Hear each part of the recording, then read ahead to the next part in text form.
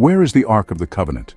Was it hidden deep beneath the Temple Mount, spirited away to Ethiopia, or lost forever in the deserts of Sinai? For centuries, the Ark has been the greatest treasure hunt in human history, a quest for a sacred chest said to hold the power of God Himself. Legends speak of golden cherubim, thunderous miracles, and armies brought to their knees. Some claim the Ark granted invincibility. Others whisper that it was too dangerous even for the righteous to touch. Explorers, kings, and dreamers have scoured the earth, chasing rumors of its last resting place. But what if the real mystery of the Ark was never just about where it was hidden, but what it has always been trying to reveal? What if its treasures, the manna, the rod, the tablets, were not only sacred artifacts, but keys to a deeper story written into the very foundation of our existence? Today, we will follow the ancient trail, through scripture, through symbol, and through the mystery itself. The Ark is real, and its greatest secrets are closer than you think. Take a jar and put an omer of manna in it. Then place it before the Lord to be kept for the generations to come. Exodus 16, verse 33. At the heart of the Ark, before a word of law was etched in stone, before any rod had blossomed with divine authority, rested a humble vessel filled with manna. It reminds us of a profound truth. Divine wisdom begins not in command, nor even in authority, but in the simple, unconditional provision of life itself. The manna symbolized God's perpetual care, an ever-present reminder that without sustenance, neither law nor authority can hold meaning. This first revelation calls us to humility.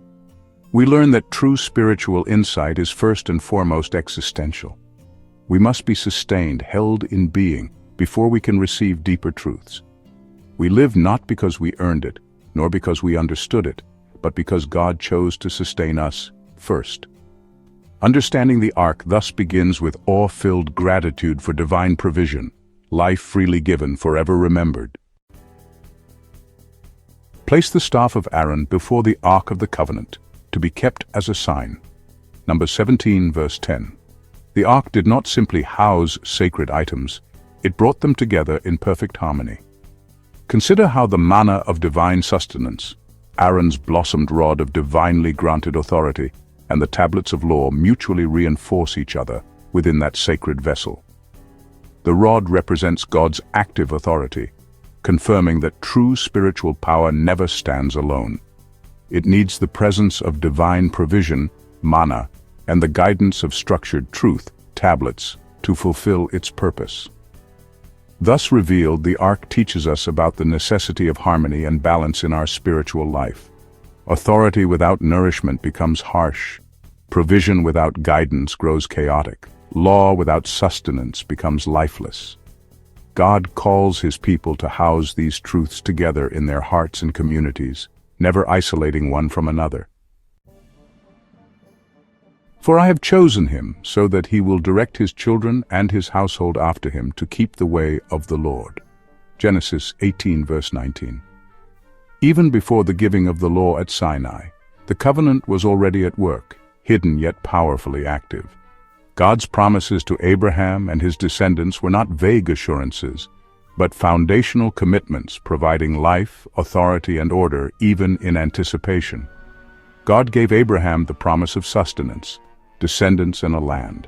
He granted Abraham authority, appearing and speaking directly to him, and he anticipated the future structure, statutes, and commands to govern his people. Here is the revelation of continuity. God's covenant has always operated in this threefold dimension, waiting only for formal realization at Sinai. The Ark reveals to us that divine logic is eternal, slowly unveiling itself through human history.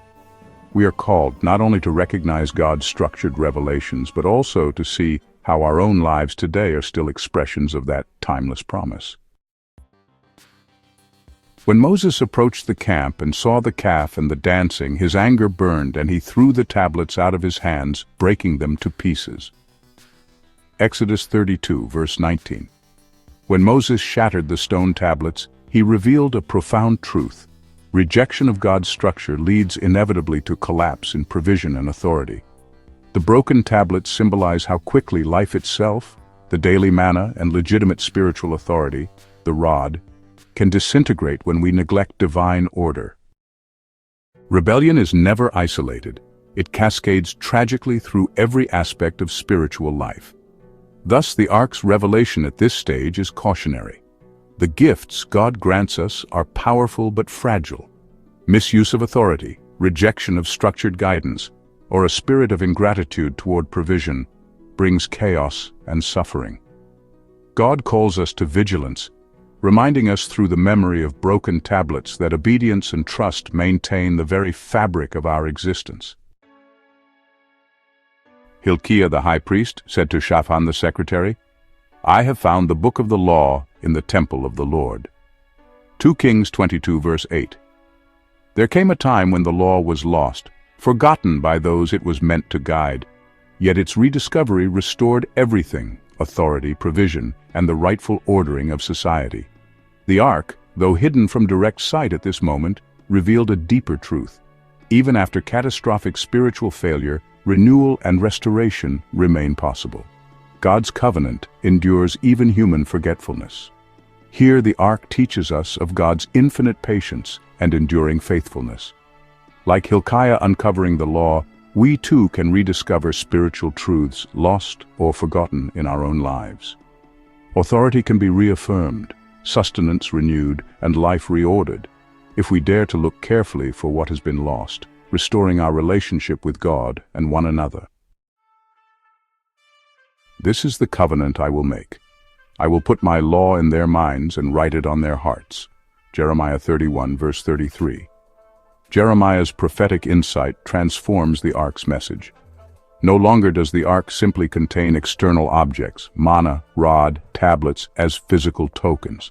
Now, these sacred realities become internalized, embedded deeply within each believer's heart and mind. Life sustenance is recognized inwardly, authority is internalized as spiritual virtue, and law becomes inseparable from one's very identity. The revelation here is transformative. We learn that spiritual maturity requires internalizing God's gifts. Authority becomes integrity, law becomes inner wisdom, and manna becomes grateful dependence. No external reminders are necessary once these truths are part of who we are. God calls us to this profound inner integration, to live out covenantal truth not merely by obedience to external rules, but by natural expression of a changed heart. Take this book of the law and place it beside the ark of the covenant of the Lord your God. There it will remain as a witness against you. Deuteronomy 31, verse 26. Finally, the completed Torah is placed alongside the ark as a witness, creating a self-referential structure. Now the covenant is fully revealed, containing within itself the means for perpetual spiritual renewal. Just as Moses transferred authority to Joshua, passing the covenant forward, the divine system of life, authority, and law is designed to sustain itself perpetually through each generation. This final revelation of the Ark is empowerment. The knowledge of God, His provision, and His governance are fully given. Our task is now to uphold and share them faithfully. The Ark no longer requires mysterious concealment. Its sacred principles are plainly available for us to embrace, internalize, and pass on. The divine logic, once hidden, now stands openly as a perpetual call to live fully within the covenant relationship God has lovingly established. The Ark was never meant to be a relic hidden in the shadows of history.